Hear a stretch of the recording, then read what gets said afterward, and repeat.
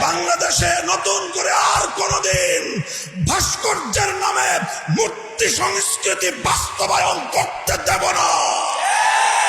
আসসালামু আলাইকুম প্রিয় দেশবাসী, আজকের ভিডিওটা হবে জুলাইয়ের জাদুঘর নিয়ে। জুলাইয়ের জাদুঘরে কত টাকা খরচ হয়েছে?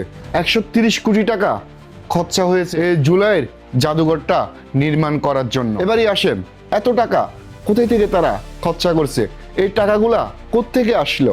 আমার প্রশ্ন 20 কোটি মানুষের কাছে। শেখ মুজিবুর রহমান মুক্তি রাস্তায় রাস্তায় সাজানো হয়েছে, অনেক হুজুরেরা অনেক কৌতূহল আর অজুহাত দেখিয়েছে, মানে অনেক ধরনের কৌতূহল।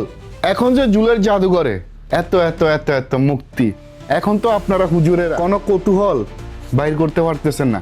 ওয়াই কথা বলেন, এখন কেন কথা বলতেছেন? আপনারা তো অনেক হুজুরেরা অনেক বয়ান দিছেন, যদি আমার বাবারও মুক্তি হয় সেটাকে ভেঙে ছিন্ন বিচ্ছিন্ন করে দেয়া হবে। এখন বিলের মতন হয়ে গেছেন কেন?